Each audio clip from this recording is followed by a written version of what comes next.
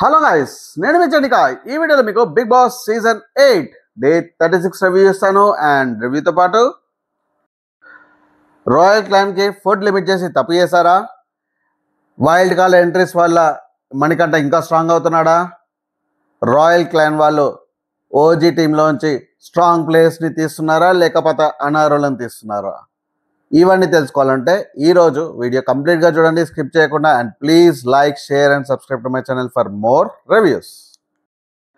Big Boss announcement. OG క్లాన్కి warning ఇచ్చాడు. ఇప్పటి వరకు మీరు ఆడింది survival of the fittest is just normal. ఇప్పుడు అసలైన survival of the fittest start అవుతుంది. అండ్ మరో రూల్స్ యాడ్ చేశాడు బిగ్ బాస్.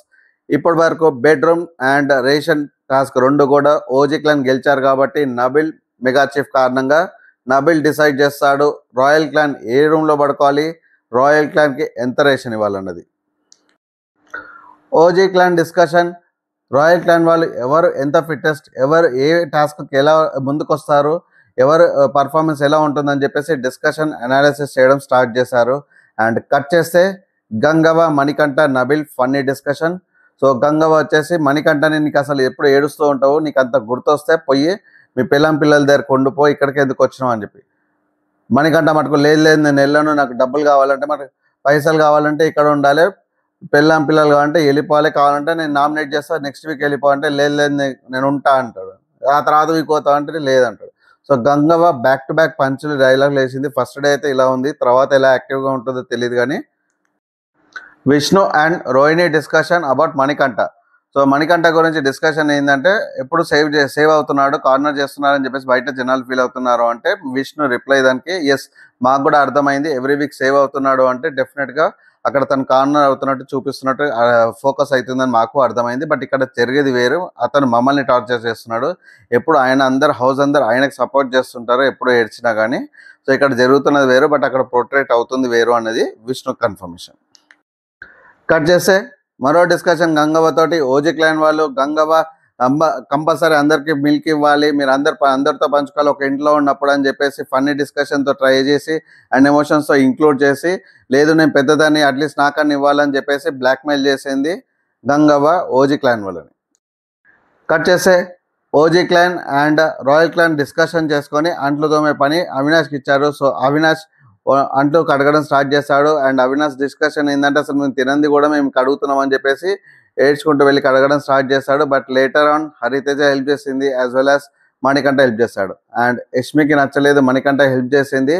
సో యష్మి వచ్చేసి తర్వాత డిస్కషన్లో అందరికీ హెల్ప్ చేస్తున్నాడు కదా, వెళ్ళి ఇక్కడ బట్టలు కూడా అవన్నీ తీసి అక్కడ మడత పెట్టమని చెప్పు, తన పని మన క్లాన్కి అయితే హెల్ప్ చేయడు కానీ ఆపోజిట్ క్లాన్కి అయితే హెల్ప్ చేస్తాడని చెప్పేసి ఇరిటేట్ అయిన యష్మి.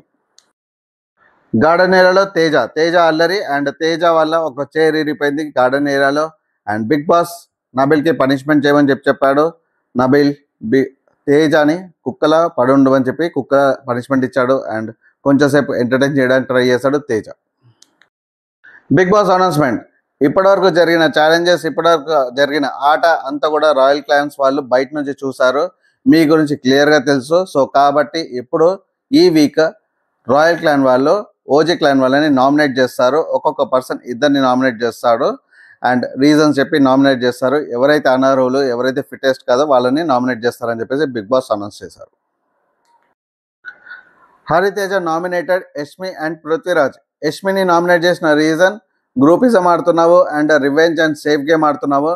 సో రివెంజ్ గేమ్లో నువ్వు ఆడుకుంటూ మణికంఠని ఎప్పుడు నామినేట్ చేస్తున్నావు, బట్ ఆ గేమ్లో నువ్వు ఎవరైతే అనర్హులో వాళ్ళని మిస్ అవుతున్నావు నామినేట్ చేయడానికి, అందుకే నేను నామినేట్ చేస్తున్నా అని చెప్పేసి. అండ్ ఈ భాగంలో అంతా కూడా నువ్వు ఒక గ్రూప్లో ఫామ్ అయిపోతున్నావు, నీకు తెలిసి తెలియక ఒక గ్రూప్లో ఉండిపోతున్నావు అని చెప్పి నామినేట్ చేసింది. అండ్ పృథ్వీరాజ్ని, నీకంటూ ఒక ఓన్ డెసిషన్ లేదు, వేరే వాళ్ళు ఏదైనా చెప్తే గుడ్డిగా నమ్మేస్తున్నావు, నీ టాస్క్లో నువ్వు ఆడడం చాలా బాగుంది కానీ నీ ఓన్ డెసిషన్స్ కానీ నీ ఐడియాస్ కానీ ఎక్కడ కనిపించట్లేదు, అందుకే నేను నామినేట్ చేస్తున్నా అని చెప్పేసి హరితేజ పృథ్వీరాజ్ని నామినేట్ చేసింది.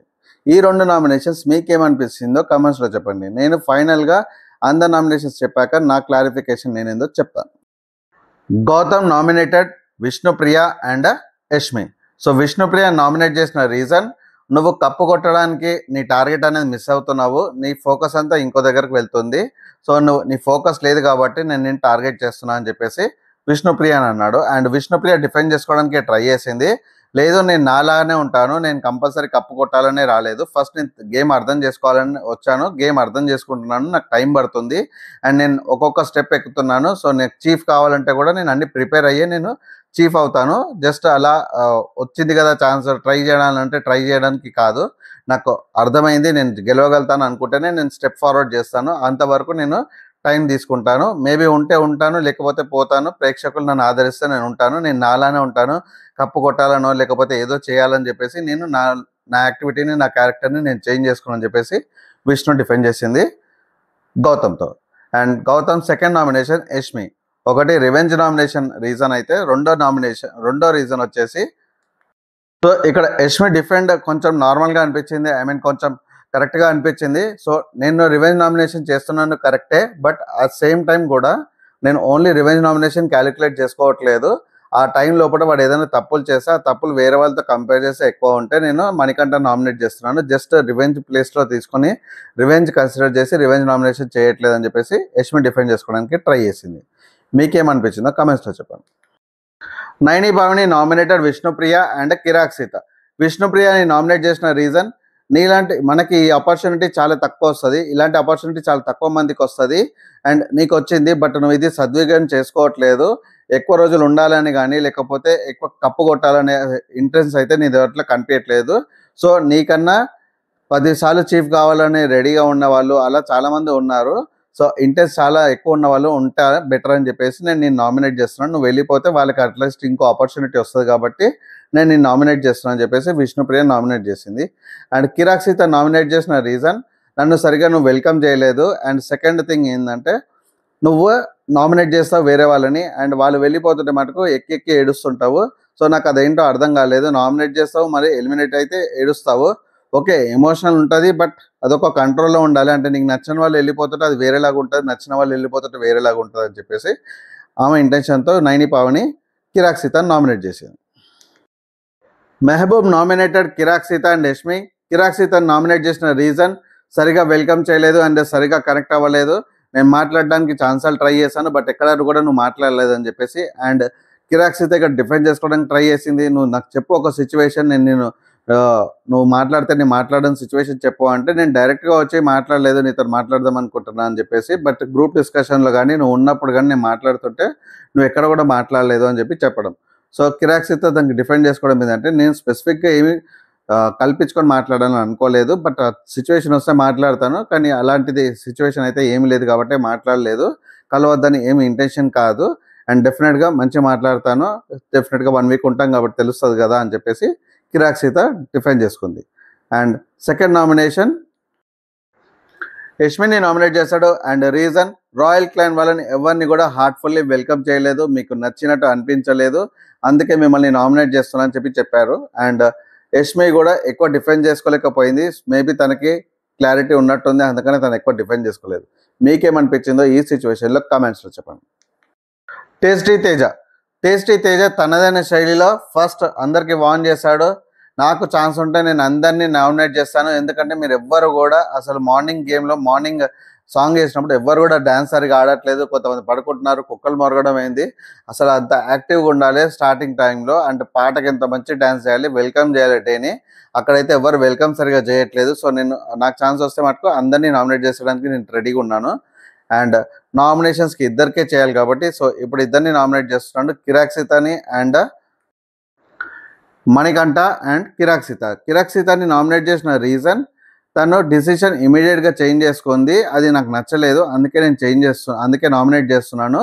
సర్వైవల్ ఆఫ్ ద ఫిట్టెస్ట్ గేమ్లో ఎవరైతే అనర్హులో వాళ్ళని తీసేయమని చెప్తే, మణికంఠని తీసేయాలని చెప్పేసి టీం అందరూ మ్యాక్సిమం మెంబర్స్ చెప్తే, తను ఫస్ట్ మణికంఠని ఉంచేసి నేనే వెళ్ళిపోతాను, మనకి ఇంకో ఛాన్స్ వచ్చినట్టు ఉంటుంది అని చెప్పేసి తను వెళ్ళిపోదాం అనుకుంటుంది. బట్ బిగ్ బాస్ అనౌన్స్ చేసినాక ఇమీడియట్గా తన మైండ్ చేంజ్ చేసుకొని మణికంఠ పేరు చెప్పింది, అందుకే తనకు నచ్చలేదు అని చెప్పేసి టేస్టీ తేజ కిరాక్ సీత నామినేట్ చేశాడు. అండ్ కిరాక్ సీత డిఫెండ్ చేసుకోవడానికి ట్రై చేసింది. అవును, అక్కడ సిచ్యువేషన్ వేరు, మణికంఠ నా టీంలోకి వచ్చేటప్పుడే తనకు ఒక ఛాన్స్ ఇవ్వాలి, ఆడడానికి ఇస్తే తను ఏందో నిరూపించుకుంటా అన్నాడు. సో అది ఇవ్వాలని చెప్పేసి ఆ ఇంటెన్షన్ తోటే నేను ఆయనకి ఇచ్చాను, బట్ నేను వేరే రీజన్ తోటి చేంజ్ చేసుకోలేదు. బట్ బిగ్ బాస్ ఎప్పుడైతే క్లియర్గా చెప్పాడో పాయింట్స్ టు 1 to 3 పాయింట్స్ అన్ని డిఫరెన్స్గా కంప్లీట్గా చెప్పాడో అప్పుడు డిసైడ్ అయ్యి నేను చేంజ్ చేశానని చెప్పి డిఫైన్ చేసుకుంది కిరాక్సిత. మణికంఠని నామినేట్ చేసిన రీజన్, నువ్వు ఎప్పుడు ఏడుస్తుంటావు, అది ఒక వరకు ఓకే, బట్ ఒకసారి దాటిపోతే అది చిరాగ్గా అనిపిస్తుంది. సో అది దాటద్దు. ఒకవేళ ఇది ఏడుపు ఇలా రావాలి, వాళ్ళ చేయాలి, ఇలా చేస్తే నాకు వర్కౌట్ అవుతుంది అనుకుంటే అది యాక్టింగ్ చేస్తున్న గ్రేట్, నీ స్ట్రాటజీ బాగుందని చెప్పడం. బట్ అలా అలా కాదు, నువ్వు కావాలని చేయట్లేదు, అలా వచ్చేస్తుందంటే డెఫినెట్గా నువ్వు దాని మీద వర్కౌట్ చేయాలి. మనకి ఏదైనా తప్పు అనిపిస్తుందంటే నువ్వు దాని మీద వర్కౌట్ చేయాలి, వర్కౌట్ చేస్తేనే సక్సెస్ అవుతామని చెప్పేసి టేస్టీ తేజ మణికంఠకి వార్నింగ్ ఇచ్చాడు. బట్ హవెవర్ నామినేట్ కూడా చేశాడు. గైస్, ఈరోజు ఇంతటితో నామినేషన్స్ ముగిశాయి. అంటే రేపు ఇంకా నామినేషన్స్ మళ్ళీ వ్యూ ఉంటుంది. సో ఇప్పటివరకు జరిగిన దాంట్లో నాకైతే కంప్లీట్గా స్ట్రాటజీ తోటి వీళ్ళు నామినేట్ చేసినట్టు అనిపించింది. ఇక్కడ ఎక్కడ కూడా ఎక్సెప్ట్ విష్ణుప్రియ తప్ప మిగతా వాళ్ళని ఎవరిని కూడా వాళ్ళు వీకెస్ట్ పర్సన్ని నామినేట్ చేయలేదు. సర్వైవల్ ఆఫ్ ద ఫిట్టెస్ట్ గేమ్లో ఆడలేని వాళ్ళు కానీ అనర్హులు కానీ వాళ్ళు నామినేట్ చేయలేదు. వాళ్ళు నామినేట్ చేసింది యష్మిన్ నామినేట్ చేశారు, పృథ్వీరాజ్ని నామినేట్ చేశాడు, కిరాక్సిత నామినేట్ చేశారు. వీళ్ళందరూ కూడా స్ట్రాంగ్ ప్లేయర్స్. బట్ వాళ్ళ వీక్ మూమెంట్స్ కానీ వాళ్ళ తప్పు చేసినవి అన్ని పట్టుకొని వాళ్ళని నామినేట్ చేస్తారు. సో ఇలాంటి స్ట్రాంగ్ ప్లేయర్స్ పోతేనే వేరే వాళ్ళకి ఛాన్స్ ఉంటుంది. సో మణికంఠని సేవ్ చేసినా కానీ, మణికంఠని ఎక్కువ నామినేట్ చేయకుండా కానీ, మణికంఠ అంత స్ట్రాంగ్ ప్లేయర్ కాదు, డెఫినెట్గా కప్పు కొట్టే స్ట్రాంగ్ ప్లేయర్ అయితే కాదు. కాబట్టి వాడు ఇవాళ కాకపోతే రేపైనా వెళ్ళిపోతారు. కాబట్టి వాడి మీద కాన్సన్ట్రేట్ చేయాల్సిన అవసరం లేదు. ఎందుకంటే మనకి సేమ్ ప్రీవియస్ స్ట్రాటజీలో కూడా టేస్టీ తేజ్ అని లాస్ట్ వరకు వచ్చింది. అదే రీజన్ తోటి tasty Tej almost top 7 top 6 వరకు వచ్చాడు. ఎందుకు అంటే అతను కప్పు కొట్టే స్టేట్ కాదు, బట్ అతను పట్టించుకోవాల్సిన అవసరం కూడా లేదు. డెఫినెట్గా కప్పు అయితే కొట్టాడు కాబట్టి వెళ్ళిపోతారు. కాబట్టి తనని ఎవరు ఎక్కువ అప్పుడు నామినేట్ చేయలేదు. అండ్ ఎంటర్టైనర్ కూడా కాబట్టి ఎవరు అక్కడ ఎప్పుడు నామినేట్ చేయలేదు. సో ఇక్కడ కూడా వీళ్ళు ఏం చేస్తున్నారంటే ఫస్ట్ స్ట్రాంగ్ ప్లేయర్ని తీయడానికి ప్లాన్ చేస్తున్నారు. బట్ వీకెస్ట్ మూమెంట్ పట్టుకొని అదే మీ తప్పు కాబట్టి మేము నామినేట్ చేస్తున్నాం అని చెప్పారు. సో ఇది ఒక్కటే ఛాన్స్ వీళ్ళల్లో స్ట్రాంగ్ ప్లేయర్ని తీయడానికి ఆపోజిట్ టీంకి, రాయల్ క్లాన్ టీంకి ఉన్న ఛాన్స్. సో అది సద్వినియోగం చేసుకోవడానికి చేస్తున్నట్టు అనిపించింది. మీకేమనిపించిందో కామెంట్స్లో చెప్పండి. అండ్ వైల్డ్ కార్డ్ ఎంట్రీస్ వల్ల డెఫినెట్గా నాకైతే మణికంఠ ఇంకొంచెం స్ట్రాంగ్ అయినట్టు అనిపిస్తుంది. ఎందుకంటే డెఫినెట్గా ఇంకొక 2 వీక్స్ అయితే ఈజీగా సేవ్ అవుతాడు. ఈ వీక్ సేవ్ అవుతే నెక్స్ట్ వీక్ కూడా సేవ్ అవుతాడు.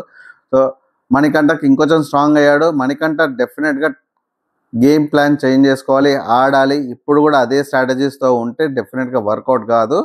సో చాలామంది ఎంటర్టైన్స్ వచ్చారు, అందరినీ చూసి నేర్చుకొని ముందుకు సాగాలని అనుకుంటున్నాము. చూద్దాము మణికంఠ ఇంప్రూవ్ అవుతాడా లేదా అని.